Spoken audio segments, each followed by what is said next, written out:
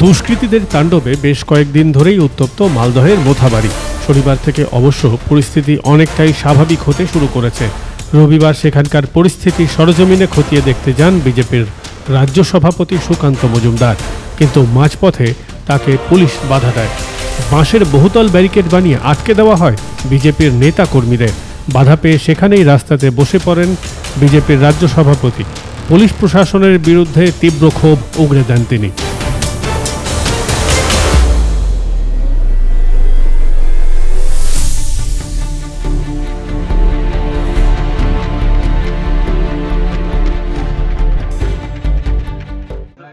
আজকে পুলিশের সাহস হয় কি করে যে একটা মোথাবাড়ির বাড়িতে ঢুকে আপনি একজন হিন্দু মহিলার বুকে আপনার র‍্যাপ গিয়ে লাথি মারছে, পুরুষ র‍্যাপ হয়ে লজ্জা। একজন মহিলা মুখ্যমন্ত্রী থাকা অবস্থায় একজন মহিলার বুকে লাথি মেরেছে, আর সেই কোন বুকে?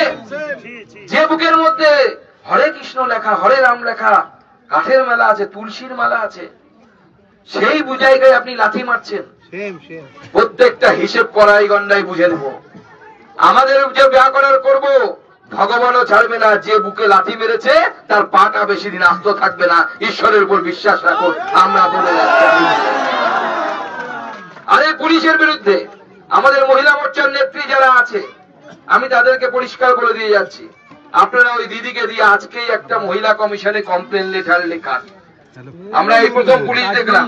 এই পুলিশ এত ভীতু পুলিশ, এত ভীরু পুলিশ। প্রত্যেকের পুলিশের এখানে নাম লেখা করে একটা ব্যাজ থাকে। আজকে দেখুন সবাই ছেড়ে এসেছে।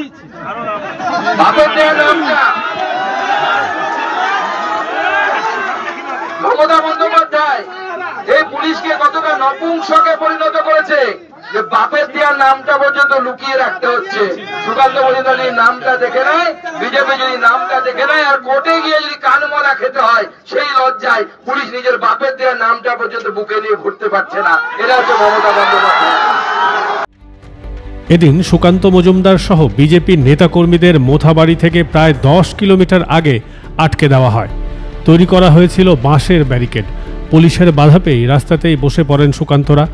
রাস্তা থেকেই মাইক হাতে তৃণমূল এবং পুলিশ প্রশাসনের তুলোধনা করেন সুকান্ত। একই সঙ্গে পুলিশের বিরুদ্ধে হুঁশিয়ারি দিয়ে তিনি বলেন, পুলিশকে বলছি আপনারা হিন্দুদের সুরক্ষিত করুন, ছেড়ে কথা বলবেন না। রাজ্য পুলিশের ডিজি রাজীব কুমারকেও এদিন আক্রমণ করেন তিনি। তীব্র আক্রমণ শানিয়ে তিনি বলেন, রাজীব কুমার আমার ভাষণ টিভিতে দেখছে, ওনাকে বলে দিতে চাই বেশি দিন মুখ্যমন্ত্রী আপনাকে বাঁচাতে পারবে না, আপনাকেও জেলে যেতে হবে, আপনার সময় হয়ে গিয়েছে।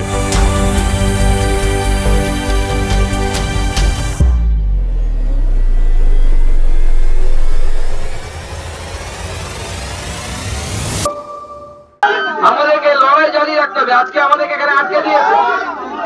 এই আটকে দিয়েছে বলে ভাবতেন না আমরা লড়াই শেষ করে দেবো। আজকে সাময়িক ভাবে হয়তো এখানে লড়াই শেষ হতে পারে।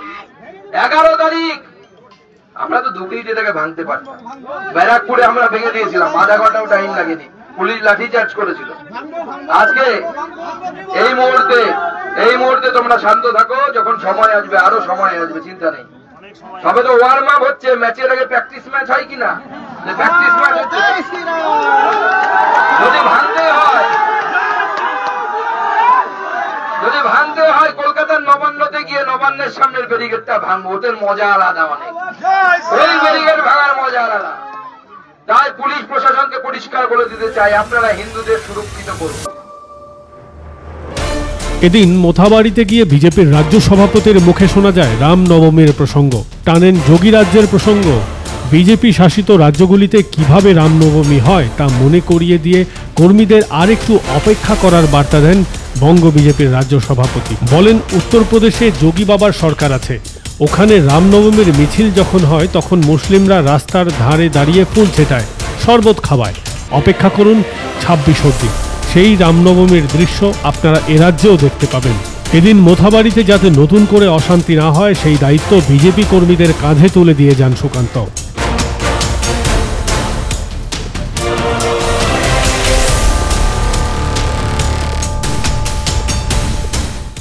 মোথাবাড়িতে জারি রয়েছে 163 ধারা।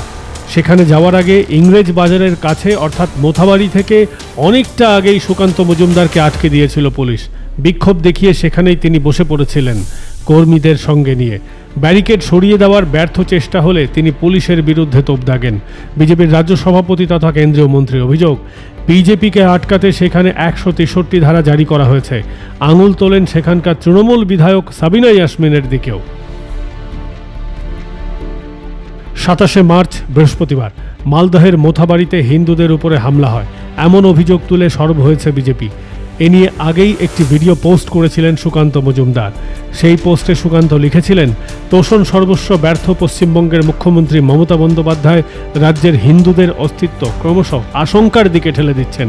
তার দাবি, কমপক্ষে হিন্দুদের ৬০ থেকে ৭০টি দোকান ভেঙে লুট করা হয়েছে, হিন্দুদের ঘর বাড়ি আক্রমণ করা হয়েছে, মূল রাস্তার দখল নিয়ে যথেচ্ছভাবে গাড়ি ভাঙচুর করা হয়েছে, অথচ প্রশাসন নির্বিকার ছিল। মাধ্যম ব্যুরো রিপোর্ট।